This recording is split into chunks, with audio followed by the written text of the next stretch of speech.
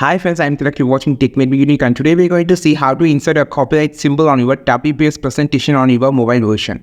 And if you're new to this channel, make sure to click on subscribe button below. We just move on to the video. So how to insert a copyright symbol on your WPS presentation mobile, just going to show in this video. So for that, you can, if you're just going inside the insert symbol option on your WPS presentation, you can't find the symbol because there is no insert symbol option present on your WPS presentation mobile. Instead of that, you can just use your keyboard. Here I just using Google Keyboard or Gboard. You can just download it from the Play Store. After downloading the keyboard, you just double tap on here and you can just see the keyboard has been appeared here.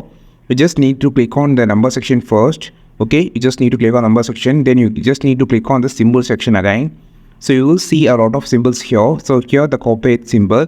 This is the easy way that you can just insert the copyright symbol on your WPS presentation on your mobile phone. So if you're having any comment or just comment below, I will make a video about it, and we will meet on next video with a super valuable content. This is Tilak signing off from Tech Made Me Unique. Have a wonderful and beautiful day.